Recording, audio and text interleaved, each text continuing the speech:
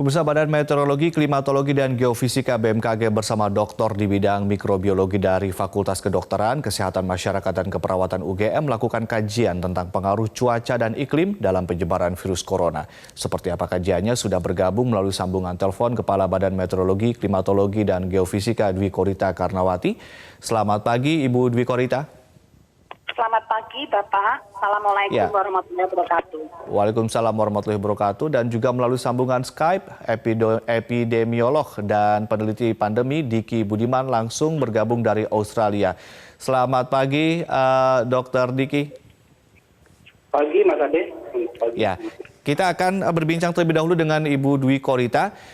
Ibu Dwi Korita, ini ada indikasi dari hasil penelitian dari BMKG, ini ada indikasi pengaruh cuaca dan iklim dalam mendukung penyebaran wabah COVID-19. Bagaimana sebetulnya hasil penelitian ini secara rinci, Bu?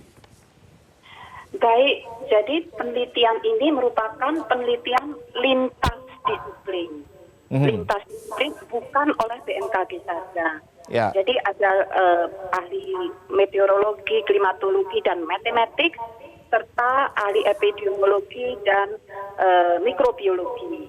Hasil penelitian ini untuk sementara, karena proses meneliti ini juga masih sangat pendek, untuk sementara terlihat dari studi literatur dan analisis statistik matematik, terlihat adanya indikasi pengaruh iklim dan cuaca dalam mendukung penyebaran virus atau wabah COVID-19 ini pada saat gelombang pertama outbreak di negara-negara pada lintang tinggi. Namun dari kajian literatur, kurang lebih 12 literatur yang ada, itu untuk sementara ini kami menyimpulkan cuaca atau iklim bukan merupakan satu-satunya faktor yang dapat mengontrol penyebaran epidemi tersebut. Jadi faktor apa saja yang dapat berpengaruh dari kajian tersebut diketahui antara lain selain cuaca dan iklim adalah demografi manusia dan mobilitasnya, ataupun interaksi sosial, serta ini juga sangat penting, upaya intervensi kesehatan masyarakat. Jadi itu iklim itu bukan satu-satunya faktor pengaruh. Itu untuk sementara kami menyimpulkan seperti itu. Namun ini kan proses berjalan terus ini. Kan waktu untuk mengkaji itu perlu dilanjutkan. Demikian. Baik. Gelombang pertama ketika terjadi pandemi katakanlah di Wuhan atau di negara-negara dengan lintang tinggi begitu ya. Ini berarti memang gelombang pertama. Artinya sekarang sudah ada gelombang kedua begitu ya, Bu ya. Di Indonesia sendiri kan sekarang sudah ada 2000-an. Ini kan kalau kita lihat lintangnya tidak lintang tinggi kalau di Indonesia. Ini kan khatulistiwa. Tapi ternyata ada 2000-an juga nih, Bu. Iya, betul sekali. Justru dalam kajian yang kami lakukan untuk gelombang kedua ini, kan tadi faktor yang mengontrol itu kan tidak hanya iklim. Ada faktor yang lain. Antara lain adalah mobilitas orang, demografi, dan interaksi sosial. Sehingga kajian sementara ini menyimpulkan untuk gelombang kedua atau yang terjadi di negara tropis, itu pengaruh iklim sudah kalah. Sudah tidak sekuat waktu outbreak yang pertama. Sehingga saat ini yang lebih mempengaruhi adalah interaksi sosial dan mobilitas orang tersebut. Sehingga rekomendasi kami kepada pemerintah adalah untuk benar-benar menjaga physical distancing dan membatasi pergerakan orang agar manfaat dari pengaruh cuaca dan iklim ini benar-benar optimal dalam mereduksi penyebaran wabah tersebut. Demikian. Baik. Artinya ketika ada sebuah negara dengan lokasi dengan lintang yang lebih tinggi, dengan suhu yang lebih dingin begitu ya, lalu kemudian mobilitas masyarakatnya tinggi, artinya resiko untuk terpapar atau menjadi pandemi dan mewabah begitu hebat itu lebih besar begitu, Ibu Dwi Korita? Menurut beberapa kajian sebelumnya demikian. Jadi outbreak yang pertama, jadi ada salah satu kajian tahun 2011 mengatakan bahwa penyebaran coronavirus ini karakteristiknya kurang lebih sama dengan saat SARS. Itu juga pada negara lintang tinggi di Hong Kong, dan dikatakan juga lingkungan air condition. Jadi lingkungan dengan suhu antara 20 sampai 25 derajat Celcius dan kelembapan kurang dari 50%, itu ada lingkungan air condition, itu juga menurut kajian tersebut ideal untuk virus tersebut stabil. Baik. Demikian. Baik, jadi Ibu Dwi Korita, kesimpulan besarnya mengarah kemana nih Bu? Apakah COVID di Indonesia ini tidak akan separah di Amerika, di Wuhan dan juga di Italia karena memang kita ada di negara khatulistiwa, hanya saja mungkin tetap harus dengan protokol-protokol penanganan yang lebih tepat sehingga kemudian tidak pertambahannya tidak cepat begitu, atau bagaimana sebetulnya? Jadi kesimpulan besarnya yang ini juga kami katakan sementara karena kan proses kajian ini kan di Cina saja baru mulai Januari. Sampai Maret mereka masih meneliti terus. Apalagi kami juga baru mulai Maret. Nah, jadi kesimpulan besarnya adalah apabila physical distancing atau pembatasan pergerakan orang ini benar-benar dikendalikan, diterapkan dengan ketat, maka kita ini dapat mengoptimalkan pengaruh dari iklim tersebut untuk mengakselerasi atau melakukan mitigasi terhadap penyebaran lanjut dari virus tersebut. Sehingga tidak bisa hanya iklim saja, tidak bisa. Seperti yang dikatakan tadi, pengontrolnya itu macam-macam, antara lain iklim dan mobilitas orang tersebut atau interaksi sosial. Artinya dengan kata sederhananya adalah kita sudah punya modal yang cukup kuat, sudah given, tetapi kemudian manajemennya juga harus lebih baik lagi sehingga kemudian yang given ini bisa optimal, begitu intinya seperti itu ya Bu Korita ya? Kurang lebih demikian. Baik. Ya, kurang lebih seperti itu. Baik. Terima kasih. Hasil penelitian ini kan sudah disampaikan kepada Presiden dan juga sejumlah kementerian ya Bu ya. Apa yang kemudian Anda rekomendasikan kepada pemerintah, kepada kementerian dan juga kepada masyarakat nih Bu dari hasil penelitian ini? Iya, jadi kami merekomendasikan agar physical distancing atau pembatasan pergerakan manusia dan interaksi sosial itu benar-benar ketat diterapkan. Dan bahkan intervensi kesehatan masyarakat, rapid test atau detection itu benar-benar untuk maksimal, karena tanpa hal tersebut dikhawatirkan akan panjang ini proses penyebarannya. Nah, apabila itu benar-benar ketat diterapkan, maka kondisi iklim dan cuaca di Indonesia mulai bulan April, Mei, bahkan sampai September nanti sebetulnya sangat mendukung untuk mengurangi penyebaran tersebut. Baik. Demikian. Baik, ini kan penelitian sementara, artinya rangkaian penelitian masih akan terus dilakukan atau seperti apa Bu? Jadi ini kan timnya kan tidak hanya dari meteorologi dan klimatologi, juga dari virologi, mikrobiologi dan kesehatan masyarakat. Jadi kami masih terus melanjutkan karena penelitian semacam ini kan lintas disiplin dan kasusnya cukup kompleks sehingga waktu 1, 2, 3 bulan itu tidak cukup. Jadi ini membutuhkan kajian lebih lanjut. Demikian. Artinya masih akan terus dilanjutkan begitu ya? Demikian, ya. Bahkan kami mengusulkan, sedang menyiapkan usulan kepada Organisasi Meteorologi Dunia, WMO, World Meteorological Organization, untuk bekerja sama dengan WHO. Agar menjajaki bagaimana lebih lanjut peran atau pengaruh cuaca ini terhadap penyebaran COVID-19 tersebut. Baik, Terima baik kasih. Ibu Dwi Korita, tahan dulu kita ke Pak Dr. Diki yang bergabung langsung dari Australia. Dok, ini bagaimana dok dengan kemudian hasil penelitian dari BMKG dan juga tim dari UGM? Di sini juga ada lintas di disiplin ilmu begitu ya. Bagaimana sebetulnya virus, apakah memang ada pengaruhnya ketika dia berkembang dengan cuaca dan juga iklim, dok? Baik Mas Adit, terima kasih. Pertama yang harus kita lakukan terhadap apa yang tadi disampaikan oleh pihak BMKG dan tim, satu apresiasi buat saya karena artinya pemerintah mendasarkan segala sesuatu sudah mulai melibatkan para ahli dan ini satu tanda yang sangat baik. Kedua, dan menjawab ini bahwa satu hal yang harus difahami bahwa COVID ini penyakit baru. Ya, jadi banyak hal yang masih belum kita ketahui dan oleh karena itu WHO sendiri pun yang didukung oleh banyak ahli selalu bersikap hati-hati. Walaupun sebetulnya sudah ada penelitian pendahuluan di China, di Guangxi tentang karena China ini kan luas wilayahnya dan termasuk ada daerah yang memang subtropis. Mereka tidak menemukan ada keterkaitan antara jumlah reproduksi ini.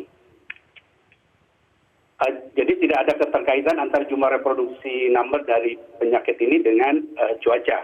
Itu yang mereka temukan. Sehingga mereka mengeluarkan tuh WHO fakta bahwa cuaca, suhu itu tidak berpengaruh terhadap penyebaran dari virus penyebab COVID. Jadi itu. Kemudian satu lagi yang perlu difahami bahwa karena riset PhD saya tentang pandemi, dalam sejarah pandemi sampai sejauh ini tidak ada satupun pandemi yang berkaitan dengan iklim. Jadi ketika dinyatakan atau dideklar bahwa itu adalah pandemi, artinya semua wilayah di dunia ini punya potensi yang hampir sama. Tetapi tentu saja ini kan penelitian ini pendahuluan dan banyak sekali penelitian ini dan harus difahami bahwa saat ini memang bermunculan paper-paper dan WHO dan para pemilik jurnal ini juga bekerja sama untuk mengakselerasi paper ini. Tapi kondisi saat ini paper ini dihasilkan dalam suasana percepatan sehingga banyak sekali yang memang belum melalui peer review dan biasanya satu paper itu membutuhkan waktu yang kadang sampai hampir 1 tahun. Baik. Begini dok, ada juga sejumlah penelitian yang saya lihat ada setidaknya ada 2 nih literatur yang menyatakan bahwa kondisi udara ideal untuk virus corona adalah temperatur sekitar 8 hingga 10 derajat Celcius dan kelembapan 60-90%. Bagaimana tanggapan Anda? Benarkah demikian? Jadi penelitian-penelitian ini seperti yang saya sampaikan tentu perlu waktu untuk akhirnya dibuktikan bahwa itu benar adanya.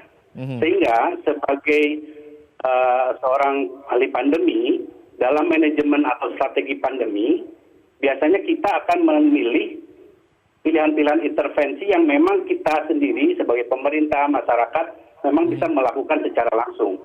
Adapun faktor ini yang belum kita pastikan betul karena butuh waktu, biarlah itu menjadi bonus bahwa ternyata benar, alhamdulillah sebagai kita di negara Khatulistiwa. Tapi harus diingat, data sampai saat ini di Brazil itu daerah negara tropik dan dilalui oleh Khatulistiwa. Dia memiliki angka kasus 11.000 lebih dan masih trennya meningkat dengan angka kematian hampir 500. Suhu di Brazil itu hampir kayak Jakarta.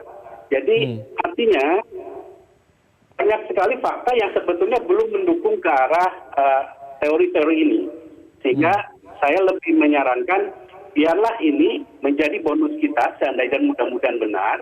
Tetapi kita harus sangat concern dengan intervensi yang sangat jelas, terukur dan terarah.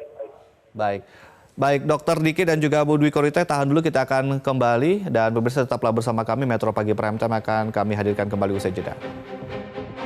Anda kembali bersama kami di Metro Pagi Prime Time. Kita kembali lanjutkan perbincangan. Kita ke Ibu Dwi Korita kembali. Ibu Dwi Korita, ada juga poin-poin penelitian lain yang dinyatakan dalam penelitian yang kemudian Anda rilis bersama dengan tim begitu ya. Di sini menjelaskan bahwa ada pengaruhnya juga cuaca terhadap imunitas seseorang.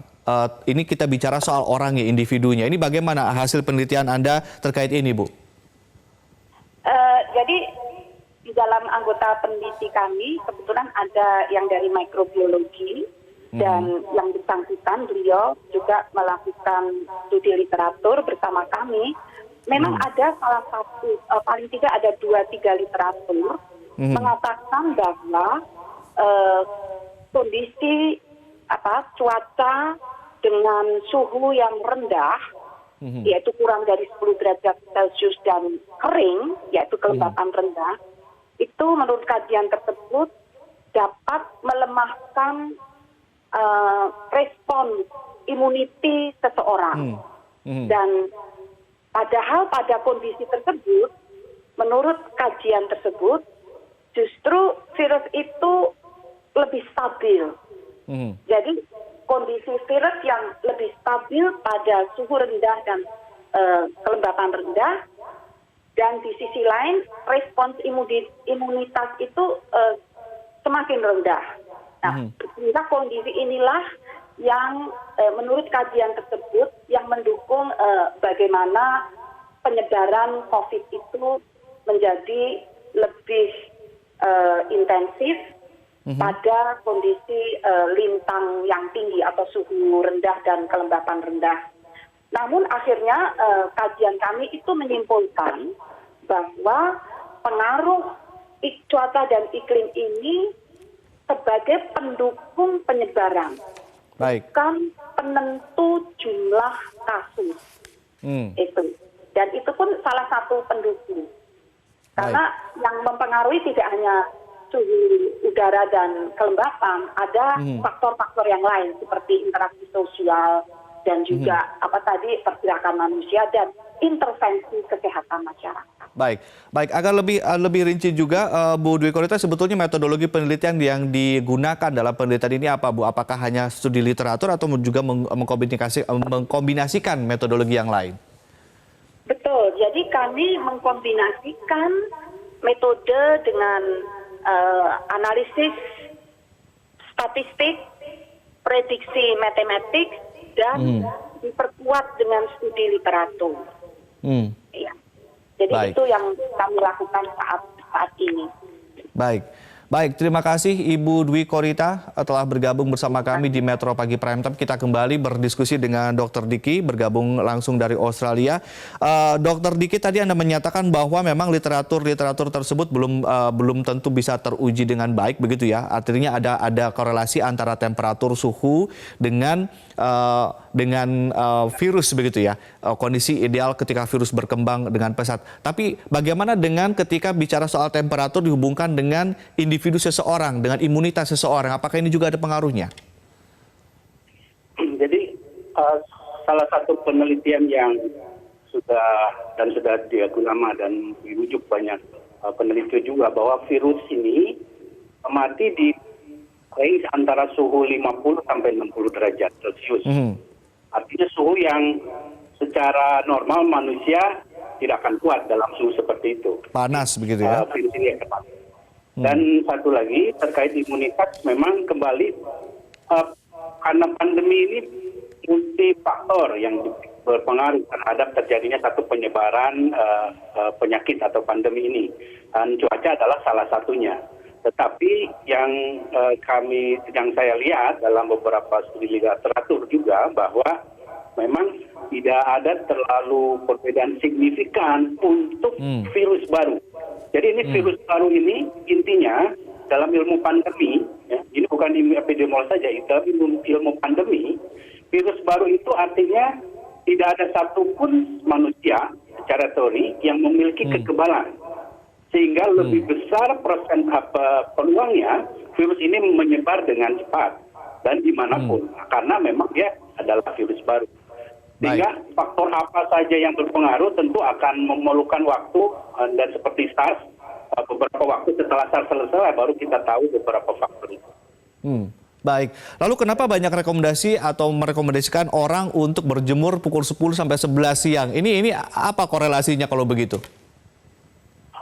Kembali pada tadi saya sudah memperlihatkan bahwa sebenarnya WHO di China itu dengan joint mission-nya itu dengan para pakar, ya, jadi sebagai informasi sampai saat ini dunia ilmu pengetahuan, terutama para peneliti, lebih banyak merujuk pada hasil joint decision-nya WHO yang ditunjang oleh para pakar. Karena paper-paper yang ada, meski di Lancet yang kredibel sekalipun, itu belum peer review. Jadi makanya mereka WHO berani mengeluarkan semacam fact sheet bahwa berjemur, suhu, cuaca itu tidak signifikan berpengaruh.